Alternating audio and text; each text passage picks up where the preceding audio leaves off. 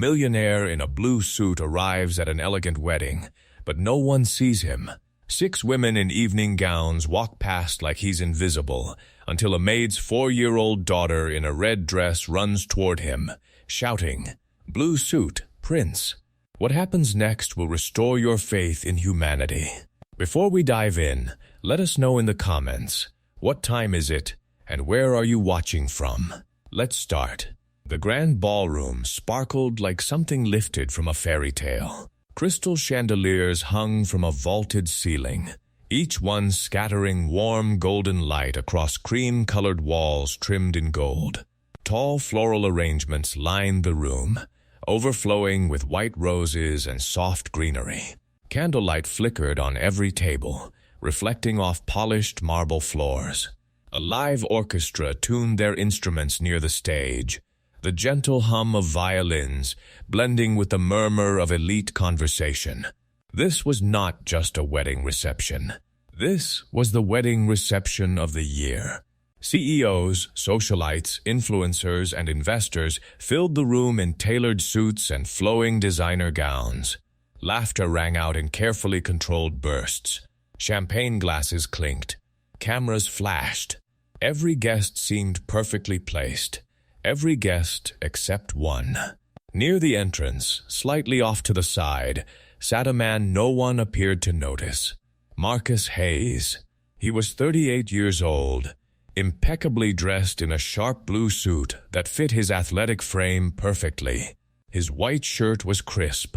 His blue tie matched his suit with intentional precision, and his brown hair was neatly styled. His posture was upright, composed, dignified, and he was seated in a sleek black wheelchair. Marcus had arrived 10 minutes earlier, rolling himself carefully across the marble floor, scanning the room with polite curiosity. He hadn't expected attention. He never did. But he also hadn't expected to feel invisible. One woman in a teal evening gown swept past him, her perfume lingering in the air. Her heel clipped the side of his wheelchair. She didn't apologize. She didn't even look back. Another woman followed, laughing loudly as she adjusted her diamond bracelet. Then another, and another. 6 women in total, each dressed elegantly, each passing him as though he were a decorative pillar instead of a person. Marcus cleared his throat. "Excuse me," he said calmly, his voice steady. "Could someone tell me where?" "Staff entrance is in the back," a woman in a red dress snapped without turning around. Marcus blinked. "I'm not staff," he said politely. "I'm a guest. Marcus Hayes. I was invited by." "Sure you were," another woman muttered to her friend, loud enough for him to hear. They giggled as they walked away. Marcus's jaw tightened. He felt it, that familiar sting, the quiet dismissal. The unspoken assumption that someone in a wheelchair couldn't possibly belong in a room like this. He took a slow breath and rolled himself further into the ballroom, determined not to let it show. But the warmth of the room was gone. The laughter sounded hollow now. The candlelight felt distant. The golden glow seemed colder somehow, as if the space itself had decided he didn't belong.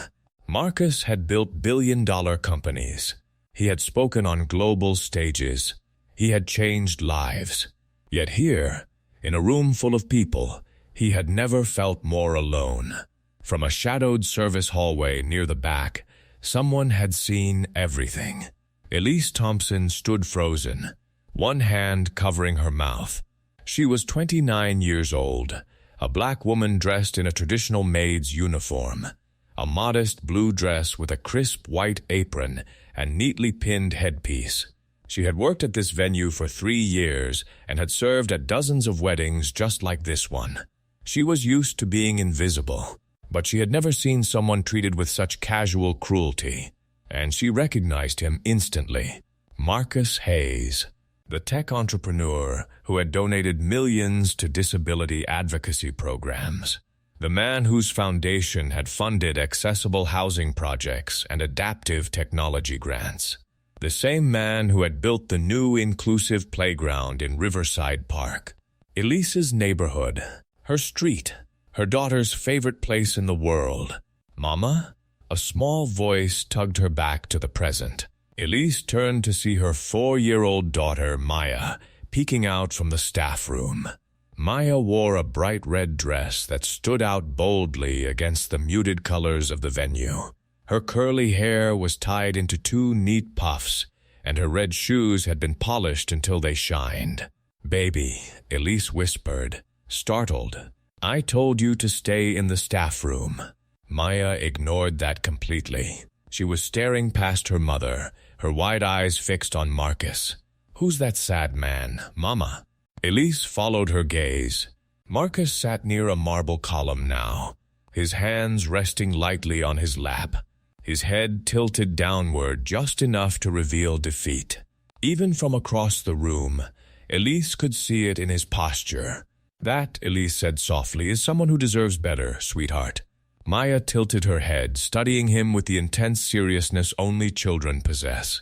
"He looks nice," she said thoughtfully. "He has a pretty blue suit, like the sky." Elise smiled faintly. "Yes, he does. He is nice," Maya continued confidently. "Very nice." Elise's smile faded. "I think so too," Maya frowned. "Then why is he alone?" Elise didn't have an answer. Before she could think of one, before she could even react, Maya slipped past her legs and stepped onto the ballroom floor. "Maya," Elise whispered urgently. "Maya, come back here." But the little girl was already moving, her red dress swishing softly as her polished shoes clicked against the marble. She walked, then jogged, then ran, straight toward the man in the blue suit. Marcus was debating whether to leave.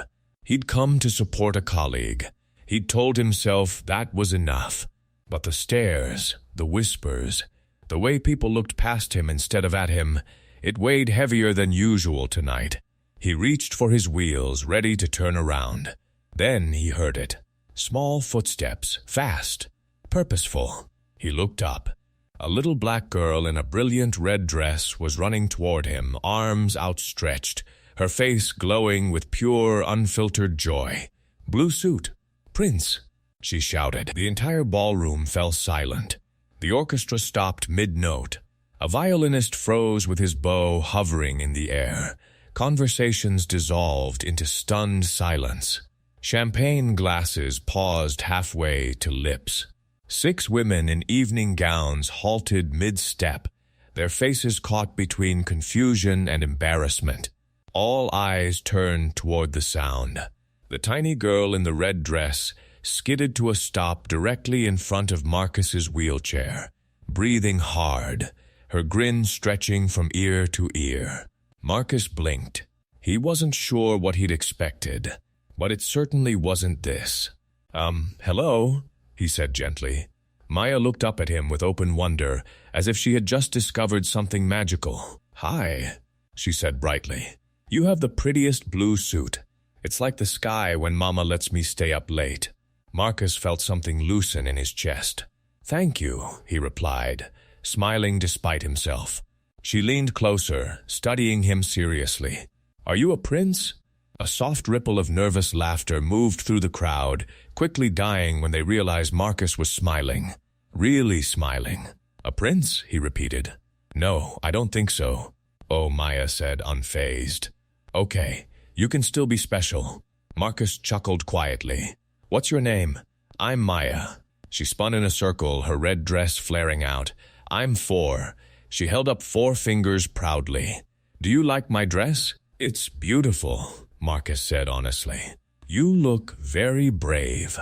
Her eyes widened. "Mama says red is for brave girls. I think your mama is right." Then came the question, simple, direct, innocent. "Why are you sitting in that chair?" There was no judgment in her voice, no pity, just curiosity. Marcus opened his mouth to answer. "Maya Thompson." Elise rushed across the floor, her face flushed with panic. She reached her daughter and gently but firmly took her hand. "I am so sorry," Elise said breathlessly, turning to Marcus. Her headpiece was slightly crooked from hurrying. "She slipped away from me. I didn't mean for her to interrupt you, sir."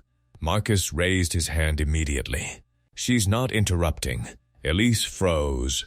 She's the first person who's actually talked to me like a human being all evening. A murmur rippled through the room. Elise's eyes widened as recognition hit her fully. You're Marcus Hayes. The Marcus Hayes. Marcus nodded, a little awkwardly. Guilty.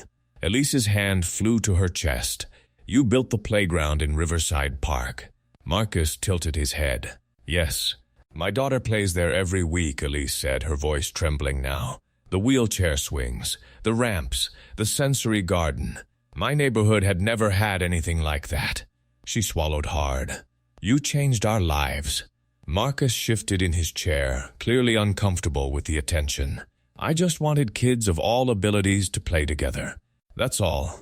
That's everything, Elise whispered. Maya tugged on her mother's apron. Mama? Yes, baby? Why is the blue suit prince alone? The question echoed. One of the women in a teal gown cleared her throat nervously. We didn't realize. You thought I was staff, Marcus said calmly. The woman in navy blue stepped forward, her cheeks burning with shame. Mr. Hayes, we truly had no idea. Marcus looked at her steadily. Would it have mattered if you did? Silence. Would it have mattered, he continued softly, if I wasn't Marcus Hayes? If I were just a man in a wheelchair attending a wedding? No one answered. Maya did. Mama says everyone deserves kindness, she announced proudly. Even if they're different. Especially if they're different. She looked back at Marcus and smiled. I think you're wonderful. Want to be friends? She extended her tiny hand. Marcus stared at it for a long moment. Then he reached out and took it gently. I would love that, he said, his voice thick. Very much. Yay! Maya squealed. Without hesitation, she leaned forward and wrapped her arms around his neck in a spontaneous hug. Elise gasped. Maya. But Marcus was already hugging her back, his eyes shining. When was the last time someone had touched him without pause? Without fear? Without uncertainty? Maya pulled back and grabbed his hand. You can't sit here alone. That's sad. Elise opened her mouth. Sweetheart, Mr. Hayes might not. I'd love to, Marcus said quietly. Maya pumped her fist. Yes. As Marcus rolled forward with Maya skipping beside him, something shifted. The woman in the red gown stepped closer. Mr. Hayes, I'm Jennifer. Would you like to join us at our table? Another woman added quickly. I read about your work in adaptive technology. I'd really love to hear more. One by one, the 6 women who had ignored him began to see him. But Marcus noticed something else. Everyone else was watching. Every guest had witnessed a 4-year-old child do what none of them had done, treat him like a person worth knowing. Elise stood off to the side, tears streaming freely now. Her daughter had changed the room without trying. Marcus turned back to her. Your daughter is remarkable. Elise shook her head, crying. She learned it from people like you. Marcus watched Maya twirl, her red dress spinning. No, he said softly. She's teaching me. Come on, blue suit prince. Maya called. The music starting. As Marcus rolled toward the dance floor, surrounded by people who finally saw him, he caught Elise's eye. He mouthed 2 words. Thank you. Elise mouthed back. No, thank you. But the true transformation was still coming. Across the ballroom, the bride had been watching everything. Catherine Whitmore stood near the head table in a flowing white gown, her hands clasped tightly in front of her. Her smile, meant for photographs and polite greetings, had faded minutes ago. Her eyes were wet now, fixed on the scene unfolding near the dance floor. She had seen Marcus arrive.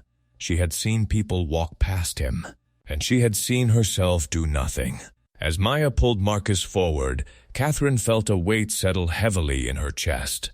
This was her wedding day, a celebration of love, commitment, and unity. And yet, right at her doorstep, a guest had been made to feel small. She took a slow breath and began walking toward him. Marcus, she said quietly. He looked up, surprised.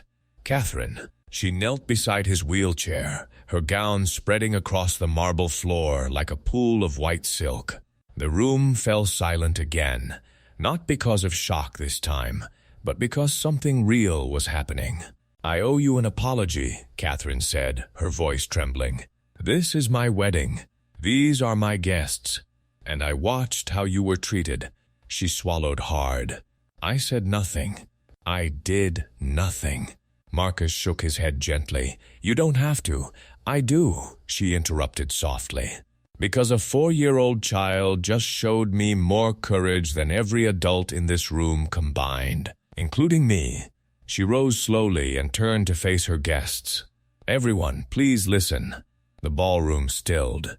"This man," Catherine continued, "Marcus Hayes, was invited here because he's important to my husband and me. But more than that, he's a human being who deserved respect the moment he arrived." Her voice cracked. "And we failed him." No one moved. "Maya didn't fail him," Catherine said, gesturing toward the little girl now holding Marcus's hand. "She saw someone alone and chose kindness. No hesitation, no judgment, just love." Tears streamed freely down her cheeks now. "That is the kind of love I promised to honor today, and I nearly forgot what it looks like." She turned back to Marcus and extended her hand. "Would you do me the honor of the next dance?" Marcus felt his throat tighten. "I'd be honored," he said quietly. As Catherine walked beside his wheelchair toward the dance floor, the band resumed playing, softly at first, then swelling with warmth. Maya skipped ahead, laughing, her red dress flashing like a spark of courage. Something had changed. Guests began stepping closer, not out of obligation, but curiosity. Conversations shifted. Postures softened. People smiled, not the practiced smiles of social events, but genuine ones. An elderly woman near the cake table dabbed her eyes. A couple near the bar lowered their glasses, watching silently. The dance floor filled, not with perfection, but with presence. Marcus looked around, overwhelmed. For the first time that evening, he wasn't invisible. He was included. Elise stood near the service entrance, her hand pressed against her heart, watching her daughter dance in front of a room full of strangers who were finally paying attention. Her brave, beautiful little girl. Catherine leaned closer to Marcus. "Thank you for staying." Marcus smiled softly. "Thank you for seeing." As the music played, Maya returned and grabbed Marcus's hand once more. "Blue suit prince?" she whispered. "Yes? You're not sad anymore." He laughed quietly. "No, I'm not." She nodded seriously. "Good, because you're important." Marcus looked around the ballroom, at the people, the light, the child who had changed everything, and felt something settle deep within him. Sometimes the smallest hands carry the biggest lessons, and sometimes it takes a 4-year-old in a red dress to remind the world what dignity truly looks like. Moral of the story: true dignity has nothing to do with wealth, status, or appearance. It's about how we choose to see one another. In a room full of educated, well-dressed adults, it was a 4-year-old child who showed the greatest humanity. She didn't see a wheelchair, a title, or a social hierarchy. She saw a person who was alone and reached out with kindness. The story reminds us that inclusion is not a favor, and respect should never depend on recognition. If a child can lead with empathy, then so can we. Because sometimes the smallest act of kindness can change an entire room, and sometimes it can change a life. If this story touched your heart, like this video. Subscribe for more stories that restore faith in humanity. And before you scroll away, tell us in the comments, what would you have done in that moment? Your kindness might inspire someone else today.